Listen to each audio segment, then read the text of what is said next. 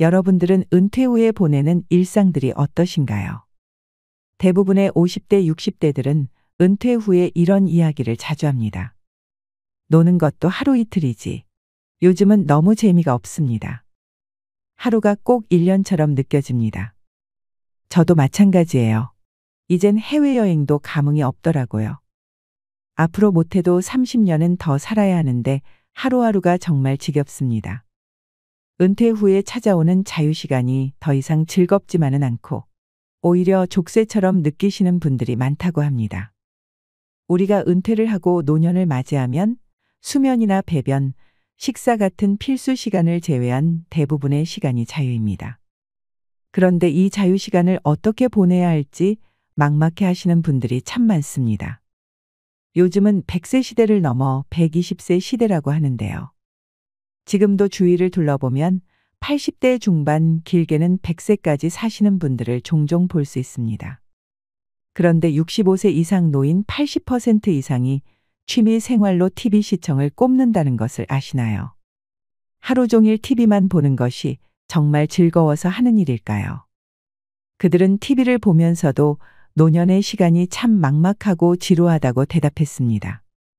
시간을 어떻게 보낼지 미리 생각해 두지 않으면 이처럼 은퇴 후 30년 이상의 긴 시간을 TV 시청으로 허무하게 흘려보낼 수도 있는 것입니다.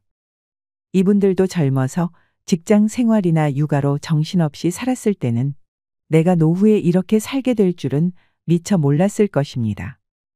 막연히 은퇴 후에는 편히 쉬면서 하고 싶은 것 하면서 살 수 있겠지 했을 것입니다. 하지만 그렇게 그리던 삶이 막상 노년에 펼쳐지니 그 시간 동안 뭘 해야 할지도 모르겠고 너무 막막합니다.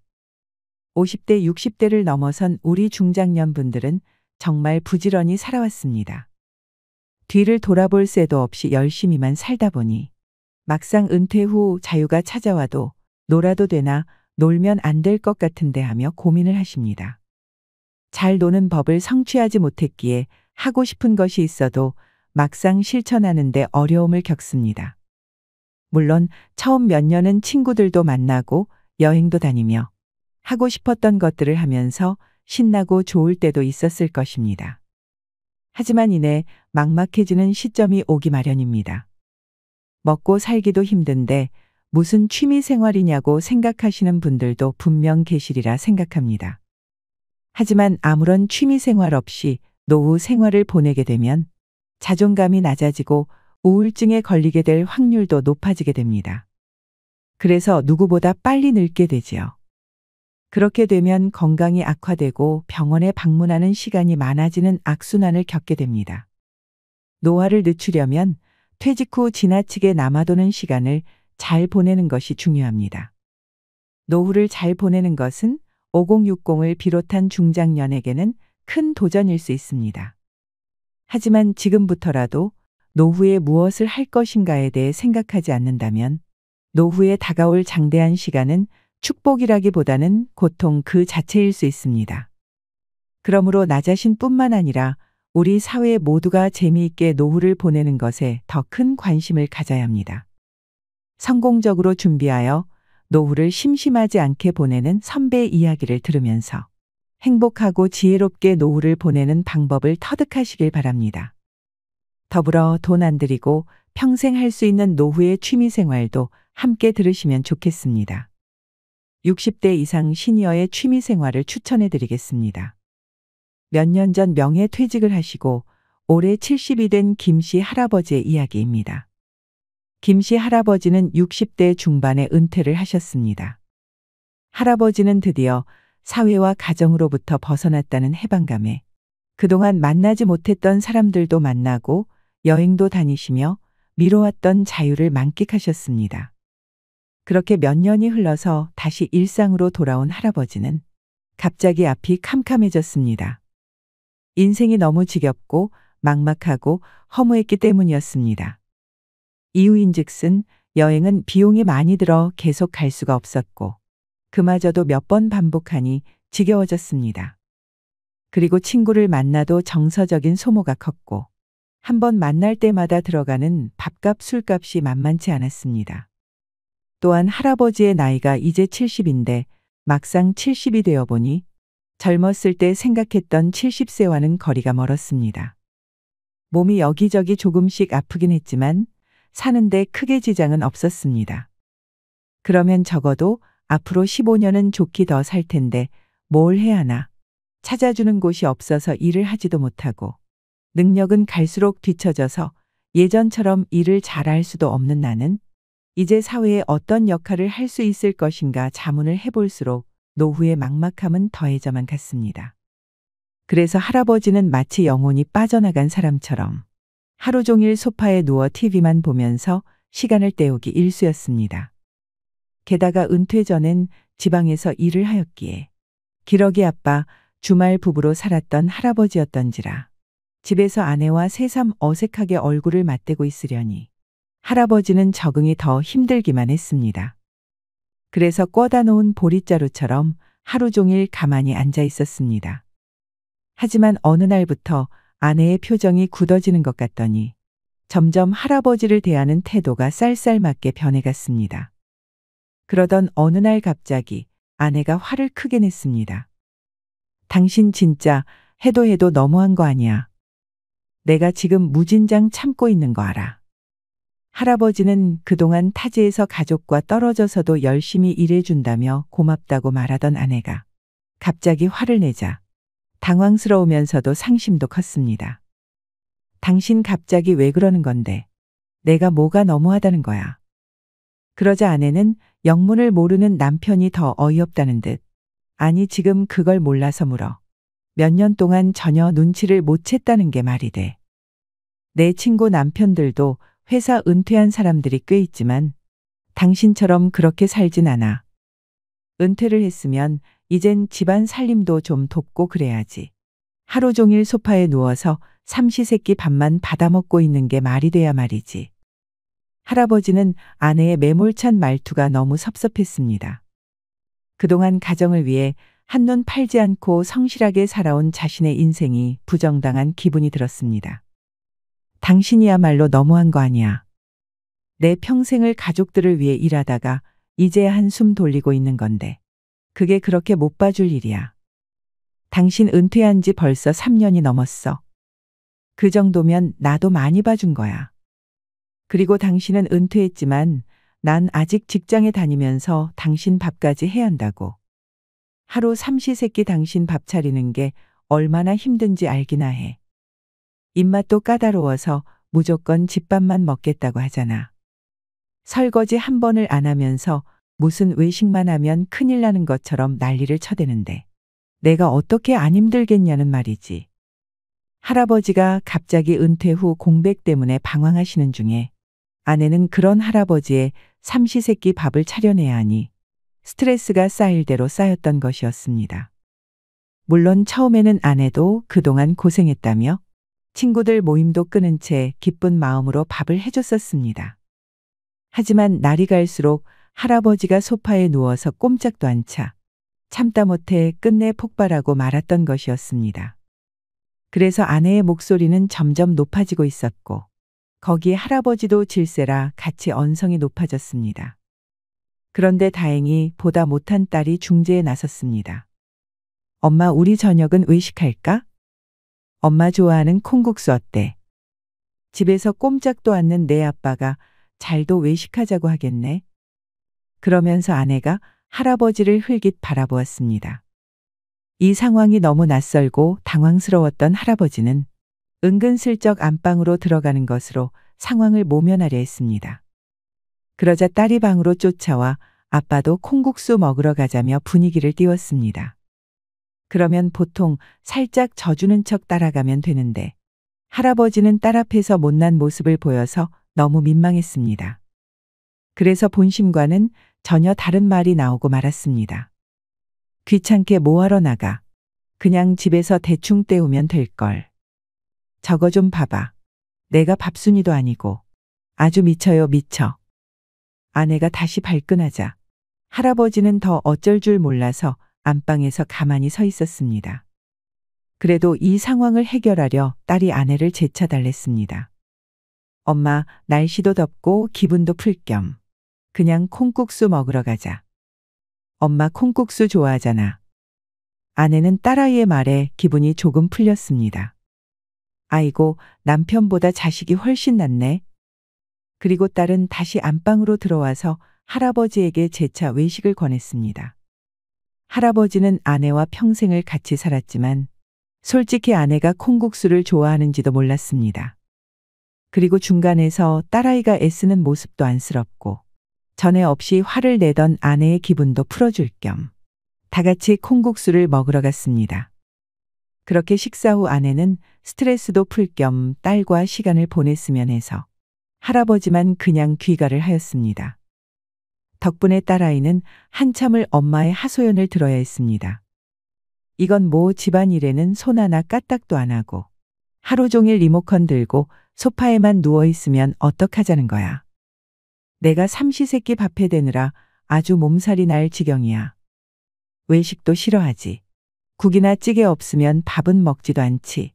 이게 사람이 할 일이니. 그러자 딸은 곰곰이 생각하다 이렇게 말했습니다. 엄마 얼마 전에 TV에서 은퇴 후 아빠들에 관한 다큐를 봤거든요. 혹시 아빠도 은퇴하시고 약간 우울증 같은 게 온 거 아닐까요? 그렇지 않아도 하루 종일 TV만 보시는 게 걱정이 되긴 했거든요. 그래도 다들 혼자서 밥도 잘 챙겨 먹는다더니 대체 네 아빠는 왜 그런다니. 그렇긴 한데 요즘 아빠 표정을 보면 많이 공허해 보였어요.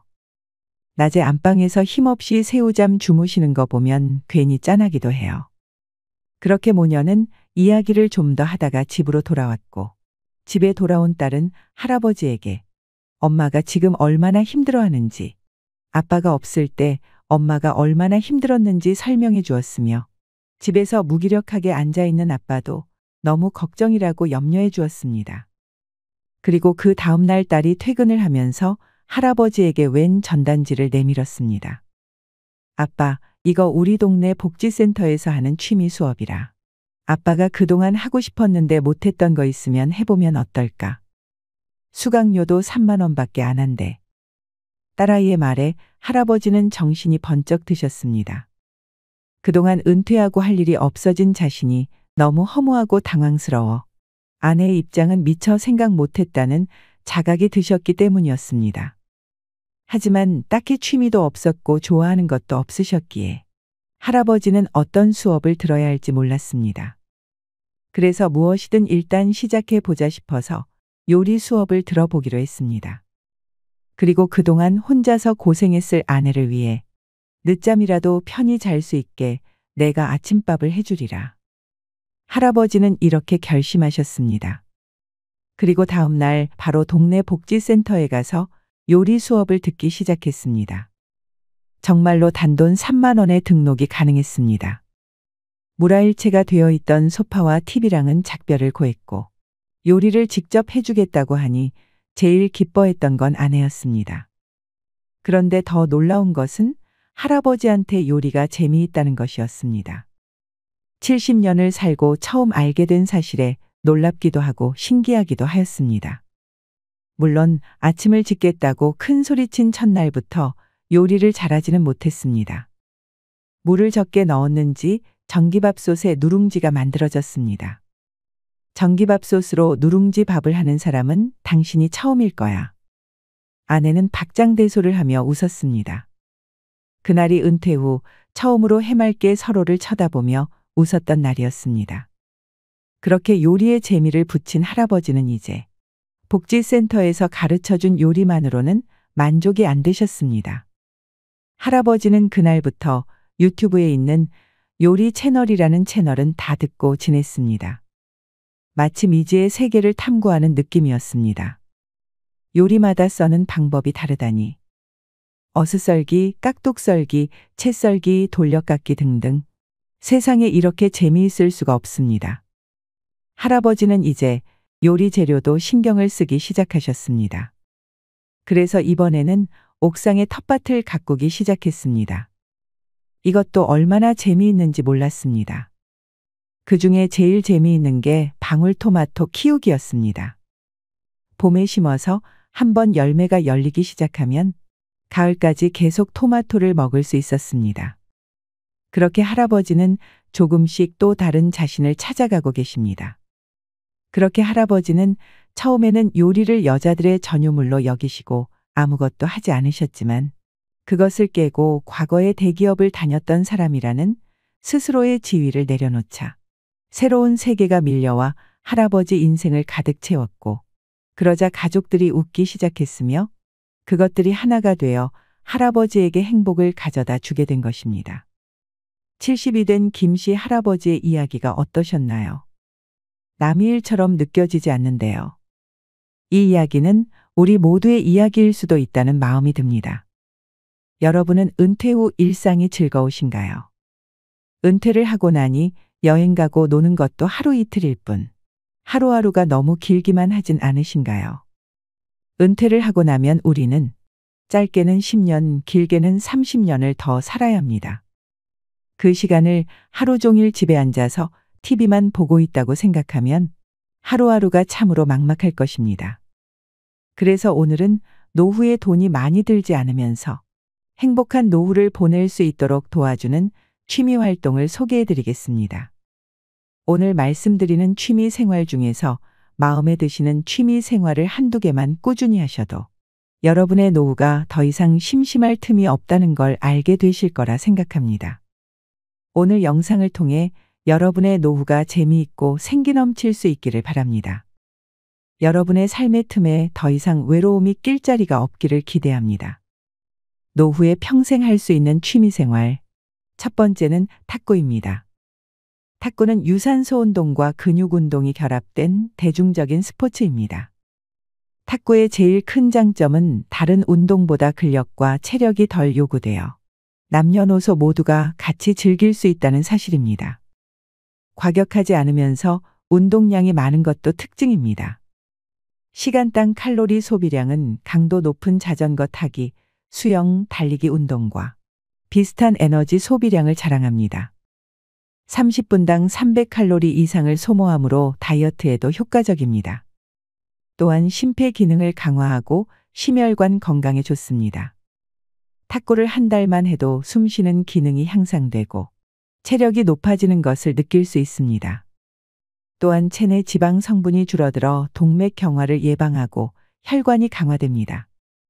복근과 허벅지, 어깨, 종아리의 근육 발달에도 매우 좋습니다. 당뇨와 고지혈증, 고혈압 등 거의 모든 성인병은 혈관의 노폐물과 지방 성분 증가로 발생하는데 탁구를 하면 빠르게 없앨 수 있을 정도로 건강에 아주 효과적인 운동입니다.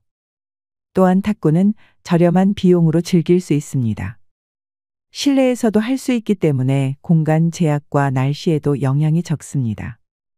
계절에 상관없이 즐길 수 있어서 취미로 즐기기 좋습니다. 공간을 적게 차지하고 날씨의 영향을 받지 않는다는 것은 큰 이점입니다. 내가 운동하고 싶을 때 언제든 할 수 있다는 자유로움이 있습니다. 집중력도 높일 수 있고 안전사고나 부상 위험이 적은 스포츠이기 때문에 80대까지 나이가 들어도 무리 없이 즐길 수 있는 취미입니다. 지역 탁구 동호회에 가입하시거나 노인종합복지관과 지역 탁구장에 가셔서 배우셔도 좋겠습니다. 사람도 만나면서 건강도 챙기는 일석이조의 효과를 누리시는 것을 추천드립니다. 두 번째는 독서입니다. 주변에 도서관이 있다면 독서를 취미 활동으로 삼는 것은 정말 좋습니다. 딱히 돈을 들이지 않고도 여러 가지 책을 다양하게 읽을 수 있어서 좋습니다. 매일 책을 조금씩 읽는 것만으로도 두뇌의 정신활동이 자극이 됩니다. 한 연구에 따르면 독서는 뇌의 노화 방지에 높은 효과가 있기 때문에 알츠하이머 및 치매와 같은 정신장애를 늦춘다고 합니다. 독서는 뇌를 자극하고 활동성을 유지하여 뇌의 힘과 능력을 유지할 수 있습니다. 특히 노년기에는 육체적으로 제약이 있기 때문에 다양한 경험이나 여행을 하고 싶어도 힘에 부치는 순간이 올 때가 있습니다. 그럴 때 독서는 무리 없이 할 수 있는 노년의 취미 생활이 될 수 있습니다. 우리는 책 한 권으로 다양한 사람을 만나고 세상 어디에든 갈 수 있으며 내가 경험해 보지 못한 것을 체험해 볼 수 있습니다. 요즘에는 짧은 영상이나 자극적인 영상 등 주변에 노출되어 있는 많은 것들이 우리의 집중력을 떨어뜨리고 게으르게 만듭니다. 하지만 꾸준히 독서를 하면 뇌를 늙지 않게 만들고 집중력을 향상시킬 수 있습니다. 더불어 노후의 독서는 무언가에 몰두할 수 있는 정신적인 공간을 제공하면서 노년에 찾아오는 걱정들을 덜어주는 역할을 합니다. 매일 책을 10장씩이라도 읽는 습관을 들이셔서 건강하고 젊은 뇌와 정서적 안정감을 얻으시길 바랍니다. 우리의 뇌는 책을 계속 읽으면 책을 좋아하는 뇌로 바뀐다고 합니다. 꾸준히 책을 즐기다 보면 정신력과 통찰력이 깊어진다는 것을 덤으로 느낄 수 있을 것입니다. 이처럼 독서는 노후에 꼭 필요한 취미 활동입니다. 세 번째는 걷기입니다. 걷기는 노후에 할 수 있는 최고의 운동으로 가장 기본적이면서도 인기 있는 운동 중 하나입니다. 돈 안 들이고 평생 할 수 있는 노후의 취미 생활 중 1위는 걷기라고 하는데요. 나쁜 콜레스테롤과 중성지방 수치를 떨어뜨려 심혈관계 질환 예방에 도움이 됩니다. 걷기만 해도 병이 낫는다. 아프지 않고 오래 살려면 무조건 걸어라 라는 말도 있습니다. 걷지 못하게 되는 순간, 화장실을 스스로 갈 수 없게 되는 순간, 인간의 존엄은 무너지게 된다는 말도 있듯이 노년에 거동하고 걷는 것은 정말 중요합니다. 특히 요즘에는 맨발 걷기가 대세인데요. 맨발 걷기는 발바닥 전체를 지압하는 효과가 있어서 혈액순환을 촉진하고 신진대사를 활성화해서 보이지 않는 몸속 건강을 지키는 데 이롭습니다. 요즘 주변을 둘러보면 맨발 걷기의 기적을 경험하신 분들이 많은 것을 많이 볼 수 있습니다. 노년에는 맨발 걷기도 정말 추천드립니다.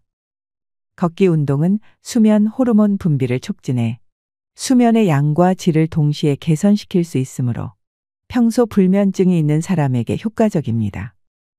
노년에 찾아오기 쉬운 우울증 예방 완화에도 큰 도움이 되는데요. 맑은 공기를 마시고 햇볕을 쬐면 행복 호르몬이라고 불리는 세로토닌 분비가 촉진되어 불안감과 우울감 등이 완화됩니다. 중년 여성들이 흔히 겪는 갱년기 증상 완화에도 큰 도움이 됩니다.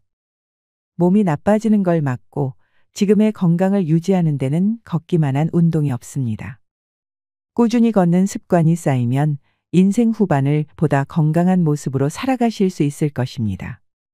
네 번째는 그림 그리기입니다. 어느 한 연구에서는 그림 그리기는 기분을 좋게 만드는 신경 전달 물질인 도파민을 증가시키고 스트레스 호르몬을 줄여준다고 합니다. 실제로 저도 그림 그리는 취미를 가지고 있는데요. 그림을 그릴 때 복잡한 마음과 우울한 감정이 달아나고 어느새 침착해집니다. 그림 그리기는 손의 신경을 자극하는 운동적 요소가 뇌를 자극하여 두뇌 운동에 좋습니다. 누구나 어릴 때는 그림을 그립니다. 하지만 나이가 들면서 그림을 그리는 일은 잘 없게 됩니다. 다시 어린 아이였을 때로 돌아가 예전처럼 그림 그리기를 해보는 건 어떨까요? 옛날 생각도 나고 신나고 재밌지 않을까요? 그림 그리기는 도전해 볼 가치가 있습니다. 우리가 어렸을 때 했던 것이니 다시 그림을 그린다고 해도 이상할 것이 하나도 없습니다. 미국 알츠하이머 협회에서는 미술을 할 때 불안감이나 우울증이 완화된다고 하는데요. 치매 환자 대부분은 전에 미술 공부를 한 적이 없지만 그림을 그리기 시작하면서 놀랄 정도의 창의적인 그림을 그려내며 증상이 좋아졌다고 합니다. 실제로 그림 그리기는 치매 전 단계인 경도인지 장애에 걸릴 확률을 70% 이상 낮춘다는 연구 결과가 있습니다. 그림을 그리다 보면 성취감을 느낄 수 있을 뿐만 아니라 기억력 증진에도 큰 효과가 있습니다. 또한 그림을 그리면서 시각적 공간적으로 사물을 바라보고 표현하는 연습을 하게 되는데요.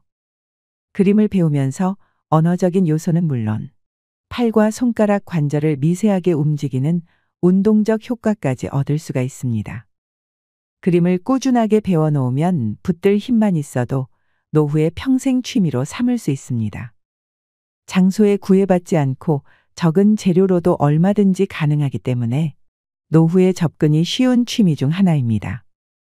어렵게 생각하지 마시고 부담 없이 그림을 그려보시길 바랍니다. 다섯 번째는 자전거 타기입니다. 자전거 타기는 50대에서 60대 분들께 추천드리는 취미입니다. 자전거 운동은 가장 대표적인 유산소 운동입니다. 자전거를 타면 허벅지와 종아리 코어 근육을 많이 사용하게 되는데요. 이 근육들은 신체를 이루는 가장 비대한 크기의 근육이라 칼로리 소모가 가장 크고 우리 몸의 균형을 담당하는 중요한 근육입니다. 나이가 들수록 근육의 손실이 많아지는 중장년층에게 자전거는 선택이 아닌 필수입니다. 노후에 자전거를 타게 되면 매일 여행을 하는 기분으로 다닐 수 있으며 자연의 멋진 풍경을 제대로 느낄 수 있습니다. 일상의 무료함을 달래기에는 이만한 운동이 없습니다. 나이가 들수록 해야 하는 운동 중 하나로 꼽히고 있는 이유입니다. 또한 자전거는 무릎 관절에 아주 좋은 운동입니다. 퇴행성 관절염을 예방하고 연골의 손상을 막고 주변 인대를 강화할 수 있는 매우 효과적인 운동입니다. 삼성서울병원 교수는 하루 30분 이상, 일주일에 4회 이상 자전거를 타는 노인은 심장병이나 중풍을 최대 50% 이상 감소시키고 대장암 및 직장암은 40% 이상 감소시킨다고 밝혔습니다. 자전거 타기를 통해 삶에 대한 활력을 불어넣으시길 바랍니다. 여섯 번째는 식물 키우기입니다. 요즘에는 식물을 키우는 걸 좋아하시는 분들이 참 많아졌습니다. 반려식물이라는 단어도 생겼는데요. 실제로 반려식물을 키우면서 자연과의 접촉을 하게 되면 혈압을 낮추고 마음의 평온함을 증가시킨다고 합니다. 요즘엔 식집사 같은 새로운 용어도 등장하고 식물 키우기가 하나의 트렌드로 자리 잡고 있습니다. 식물은 반려동물처럼 비교적 큰 비용이 들지 않고 손이 덜 가면서도 충분한 정서적 교감과 위안을 받을 수 있습니다. 예쁘게 키운 식물을 집 곳곳에 배치해두면 인테리어 효과도 있고 공기 정화에도 좋습니다. 꽃과 향기로운 식물은 우리의 감각에 좋은 영향을 미치며 인테리어 소품으로도 활용되어 집에서 휴식하는 시간을 더욱 풍요롭게 만들어줍니다. 과학자들은 식물을 키우는 것만으로도 전반적인 뇌 건강 기능을 향상시켜 준다 합니다. 외로움과 우울감 극복에도 많은 도움이 된다고 하죠. 또한 식물은 공기를 정화시켜 주어 건강과 깨끗한 환경에도 많은 영향을 줍니다. 식물 키우기는 나이와 상관없이 누구나 손쉽게 접근할 수 있는 취미이기 때문에 정적인 취미를 찾으시는 분들에게 제격입니다. 집이나 근처 텃밭에서 식물을 키워보시는 것도 좋은 취미 생활이 될 것 같습니다. 일곱 번째는 요가와 명상입니다. 연구에 따르면 요가와 명상은 스트레스에 아주 효과적인 치료법이라고 합니다. 스트레스는 신체에 미치는 영향이 어마어마한 만큼 부정적인 결과를 불러올 수 있습니다. 요가와 명상은 내 몸을 살피는 동시에 휴식도 할 수 있는 최고의 취미입니다. 요가와 명상은 자존감과 전반적인 기분을 개선하는 데 도움이 되고 다양한 연구 결과에 따르면 명상은 우울증 치료에 좋은 영향을 준다고 합니다. 4,600명을 대상으로 한 연구 결과에서 명상이 우울증을 유발하는 염증성 화학물질의 분비량을 감소시킨다는 사실이 확인되었습니다. 기억력 개선에도 도움이 되는데 우리가 무언가를 더 잘 기억할 수 있게 하고 마음을 젊게 유지하도록 도와줍니다. 심지어 알츠하이머 병과 같은 질병 예방에도 긍정적인 효과를 얻을 수 있는데요. 하루에 단 10분씩이라도 정기적인 요가와 명상을 하는 것은 더 균형 잡히고 만족스러운 삶을 이루는 데 기여하여 종합적인 신체 건강과 안녕을 높일 수 있습니다. 특히 요가를 하면서 취하는 여러 자세들은 근육뿐만 아니라 뼈를 하나로 묶어주는 힘줄과 인대를 강화해 줍니다. 요가와 명상은 젊은 사람뿐만 아니라 나이가 든 사람에도 적극 권장되는 취미 활동입니다. 여덟 번째는 수영입니다. 전문가들은 건강하게 장수하는 비결 중에 하나로 수영을 꼽는데요. 수영은 근육과 뼈 건강을 유지하고 혈액순환을 촉진시켜 체내에 있는 독성 물질을 제거하며 건강한 노후를 위한 기반을 마련하는 데 도움을 줍니다. 실제로 수영을 하는 사람들은 그렇지 않은 사람보다 낙상 사고를 겪지 않는다고 합니다. 그러므로 수영의 가장 큰 장점은 우리 몸에 있는 많은 근육을 효율적으로 사용한다는 것입니다. 물속에서 하는 운동이기 때문에 관절에 무리를 주지 않으면서도 평소에 잘 사용하지 않는 팔과 어깨 등의 근육을 사용합니다. 수영을 1시간 동안 하면 걷기의 3배인 700칼로리를 소비하게 됩니다. 수영보다 다이어트에 더 효과적인 운동은 많지 않다고 하는데요. 이런 이유로 다이어트를 목적으로 수영을 선택하는 사람들이 많다고 합니다. 노인의 경우 기구를 사용하는 고강도 운동은 연골 손상으로 부상의 위험이 있지만 수영은 무중력 운동이라 안전한 운동입니다. 갓 태어난 아기부터 체력이 저하된 노인까지 즐길 수 있는 평생 스포츠라고 불리는 수영을 취미로 시작해 보시는 건 어떨까요? 9번째는 사진 찍기입니다. 아무래도 사진을 찍다 보면 다양한 장소에서 여러 가지 환경을 찍고 싶어 하실 텐데요. 특히 풍경 사진을 찍게 되면 산과 바다 등 풍경들을 구경하며 사진을 찍는 것이 의미 없이 운동만 하는 것보다 훨씬 지루하지 않고 보람차고 건강한 몸을 갖게 도와줍니다. 사진 찍기의 또 다른 장점은 인내심을 기를 수 있다는 점입니다. 내가 원하는 사진을 건져내기 위해선 알맞은 장소에서 한순간의 장면을 포착해야 하는데 그런 사진을 만들어내기 위해서는 여러 시행착오를 겪으며 인내심이 길러지는 것 같습니다. 그렇게 해서 건져낸 사진이라면 말로 이룰 수 없는 성취감이 당연히 따라오게 됩니다. 사진은 소중한 순간들을 기록하는 데 최적의 도구이기 때문에 나중을 돌아보며 추억을 간직하고 소중한 사람들에게 공유함으로써 행복한 시간을 되돌아볼 수 있습니다. 10번째는 악기 배우기 등의 음악 활동입니다. 음악을 듣거나 악기를 연주하는 것은 시니어들의 정서적 안정과 건강에 많은 도움을 줍니다. 나이 드신 분들에게 악기 배우기를 추천하는 이유는 생활의 변화를 통한 즐거움도 있지만 배우는 과정에서 주변의 다른 분들과 교류하는 시간을 보낼 수 있기 때문입니다. 나이 들어가면서 혼자 있는 시간이 많아지기 때문에 사회적으로 좋은 친구를 만날 수 있는 계기가 될 수 있습니다. 신체적인 능력이 떨어지는 노인들은 배우기 쉬운 오카리나 우쿨렐레 등 접근하기 쉬운 악기들이 많습니다. 은퇴 후 색소폰이나 트럼펫 등 연주를 배우시는 분들도 많고 하모니카도 가지고 다니기에 좋아서 많이 좋아하십니다. 요즘에는 트로트 노래를 부르는 것도 많이 배우시는데요. 스트레스 해소에도 최고이고 폐활량이 좋아집니다. 은퇴하고 목표를 세우기 힘든 노년기에 악기를 마스터하는 새로운 목표는 인생의 도전이 될 수 있기 때문에 긍정적인 기능을 하게 됩니다. 악기 배우기에 도전하여 성취감과 자신감 있는 노년기를 보내시는 게 어떨까요? 지인들과 함께 연주를 즐기거나 음악을 들으면 좋은 경험이 될 것입니다. 마지막으로 노년에 은퇴 후 할 수 있는 취미 생활로 봉사활동을 말씀드리고 싶습니다. 봉사를 하면 성취감을 느낄 수 있고 충만한 마음이 든다고 하는데요. 노년에 보람 있는 삶을 위해 봉사를 하는 것은 참 좋습니다.